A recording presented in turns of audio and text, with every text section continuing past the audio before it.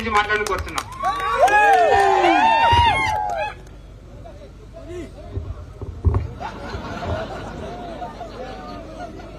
అందుకో దండాలు బాబా అంబేద్కర్,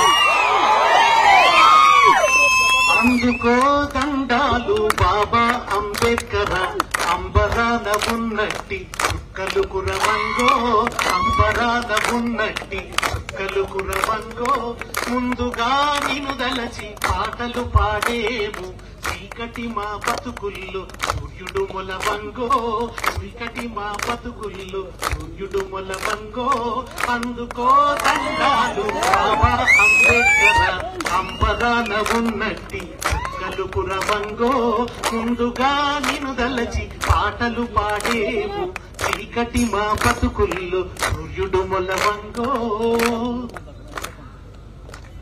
ఇవాళ లింగంపేట కాంగ్రెస్ ఖండ కావరం మీద యుద్ధరంగం పెట్టింది. కాంగ్రెస్ ఖండ కావరానికి వ్యతిరేకంగా లింగంపేట యుద్ధరంగం పెట్టింది. ముదాం సాయిలు యుద్ధం సాయిలు అయింది. అంబేద్కర్ చూపుడు వేలు సాక్షిగా తెలంగాణ దళిత సమాజం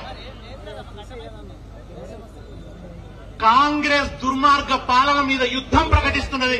ఈ లింగంపేట నుంచి ఇవాళ ఏం తప్పు చేసిండు అంబేద్కర్ జయంతి రోజున ఆ మహనీయుడి స్ఫురణలో ఒక ఫ్లెక్సీ పెడితే, ఆ ఫ్లెక్సీని తీసేయడానికి కాంగ్రెస్ పార్టీ కొమ్ముగాస్తున్న ఏజెంట్లలాగా పోలీసులు వచ్చి ఫ్లెక్సీలు తీసేస్తుంటే, మీరు ఒక పార్టీ ఏజెంట్లలాగా ప్రవర్తించకండి, ఎందుకు మేం పెట్టిన ఫ్లెక్సీలు తీసేస్తున్నారు, మిగతా పార్టీలు ఎట్లుంటాయి అని అడిగితే, ఒక న్యాయమైన ప్రశ్న వేస్తే వాళ్ళ ముఖ్యమంత్రి ఎప్పటికి చెప్తుంటాడు, ఏమంటాడు, బట్టలు ఉడదీసి కొడతా అంటుంటాడు. ఎవరు? రేవంత్ రెడ్డి. ఆయన మాట్లాడితేనే మాట ఇండియాలో గొప్పతనం నిలవాలంటేనట తెలంగాణలో ఉన్న జనాల బట్టలు ఉడదీసి కొట్టాలంట. ఆ రేవంత్ బట్టలు ఉడదీసి కొడతా అని అంటుంటే ఆయనకి ఏజెంట్లుగా వ్యవహరిస్తున్నటువంటి పోలీసులు మెడబట్టి బరబర ఈడ్చుకుపోయి నడి రోడ్డు మీద కూలేసి బట్టలు ఊసిపోతున్నా కూడా ఈడ్చుకుంటూ పోయినరు ముదలం సాయిల్లో. ఎందుకింత మదం మీకు? ఎందుకింత కావరం మీకు? ఇవాళ ఇదే చౌరస్తాలో అదే అంబేద్కర్ సాక్షిగా మీరు బరబర ఈడ్చకపోయిన మెడలో కేటీఆర్ వచ్చి దండ వేశారు.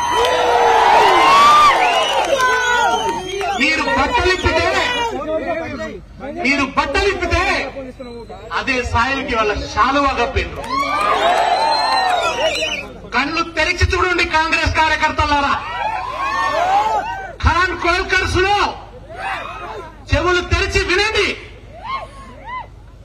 మీరు దళితుల ఆత్మగౌరవం మీద దాడి చేస్తే, అంబేద్కర్ ఆశయ స్ఫూర్తి మీద దాడి చేస్తే, ఇవాళ మీ మీద యుద్ధం ప్రకటిస్తున్నది దళిత సమాజం.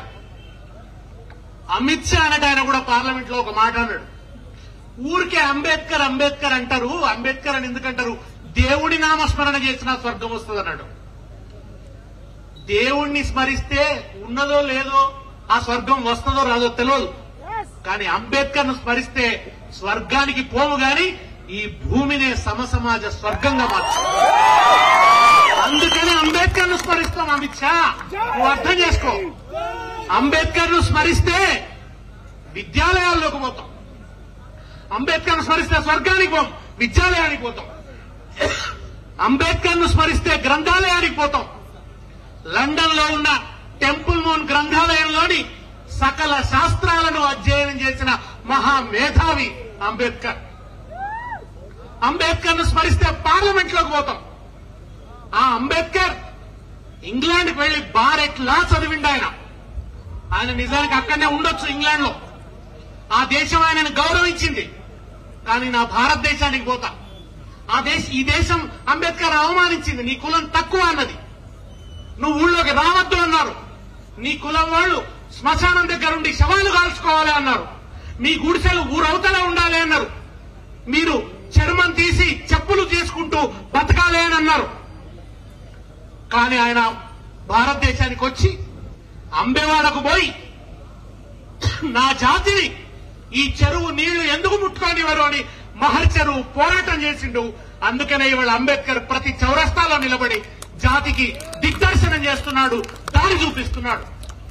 ఆ మహానుభావుడి జయంతి రోజున దళితులను అవమానించిన చరిత్ర ఈ దుర్మార్గుడిది. దళితుల్ని ప్రలోభపెట్టి ఓట్లేయించుకున్నాడు రేవంత్ రెడ్డి. 3 రంగుల జెండా బట్టి పంచరంగుల కళ చూపించిండు రేవంత్ రెడ్డి. ఏమన్నాడు? కేసీఆర్ అని అంబేద్కర్ ఒక మాట చెప్పిండు, గొలుసులు వేస్తే శరీరాన్ని లొంగ తీసుకోవచ్చు, కానీ ఆత్మ గౌరవాన్ని దెబ్బతీస్తే, ఆర్థిక స్వావలంబనను దెబ్బతీస్తే మనిషి ఆత్మనే లొంగ తీసుకోవచ్చు. కనుక దళితులు ఆర్థిక స్వావలంబన సాధించాలి, రాజ్యాధికారాన్ని సాధించాలని అంబేద్కర్ చెప్పిండు. దళితులకు ఆర్థిక స్వావలంబన రావాలని చెప్పి ప్రతి దళిత కుటుంబానికి 10 లక్షల రూపాయలు ఎప్పుడన్నా ఎవరన్నా ఆలోచించిందా?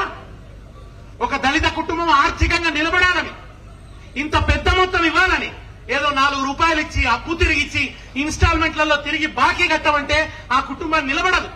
ఒక 10 లక్షలు ఇస్తే నిలబడుతుందని దళిత బంధు అనే పథకం పెట్టి దళితుల ఆర్థిక స్వావలంబన కోసం కేసీఆర్ ప్రయత్నిస్తుంటే ఈ దుర్మార్గపు రేవంత్ రెడ్డి ఏమన్నాడు? 10 లక్షలు కాదు 12 లక్షలు ఇస్తా అన్నాడు. 12 లక్షలు ఇస్తా అన్నాడు. 12 రూపాయలన్నా ఎక్కడన్నా ఏ దళిత కుటుంబానికి ఇచ్చిందా? 12 రూపాయలు కూడా ఇచ్చిన పాపాన పోలే. ఇంతకుముందు ప్రవీణ్ కుమార్ సార్ చెప్పిండు, దళితులు, బీసీలు, అట్టడుగు వర్గాల ప్రజలు, నిరక్షరాస్య కుటుంబాల నుంచి వచ్చినటువంటి పిల్లలు బ్రహ్మాండంగా చదువుకోవాలని చెప్పి 1000 గురుకులాలను స్థాపించండి కేసీఆర్. ఎవరి కోసం ఆ గురుకులాలు? ఎవరు చదువుకోవాలని? ఆ గురుకులాల్లో చదువుకొని బాగుపడ్డ బిడ్డలు ఎవరు? ఐఐటీలో సీట్లు సాధించింది ఎవరు? ఐఐఎంలో సీట్లు సాధించింది ఎవరు? ఎవరెస్ట్ శిఖరాలు ఎక్కింది ఎవరు? దేశ విదేశాలకు నాసా దాకపోయి తెలంగాణ కీర్తి జెండాలను ఎగరేసిన బిడ్డలు ఎవరు? తెలంగాణ దళిత బిడ్డలు ఆ గురుకులాలలో చదువుకొని, బీసీ బిడ్డలు ఆ గురుకులాలను చదువుకొని తెలంగాణ ప్రతిభా పాఠవాల్ని ప్రపంచానికి తెలియజేసిండ్రు. ఈ దుర్మార్గుడు వచ్చినాక వాళ్ళు ఏమైంది? కేసీఆర్ సన్న బియ్యం బువ్వ పెట్టే ప్రయత్నం చేసిండు, నెయ్యి వేసి గోరుముద్దలు తినిపించిండు, కేసీఆర్ పోషకాహారం ఇచ్చిండు. ఆ పిల్లలు బలంగా ఎదగాలి, కొత్త తరం ఇనుప కండలు ఉక్కు నరాలతో ఉండాలని కలగన్నాడు ఆయన. కానీ వాళ్ళు ఈ దుర్మార్గుడు వచ్చినాక పసిపిల్లలకు బుక్కెడు బువ్వ పెట్టని రాజ్యం ఒక రాజ్యమా? వీడొక ముఖ్యమంత్రి.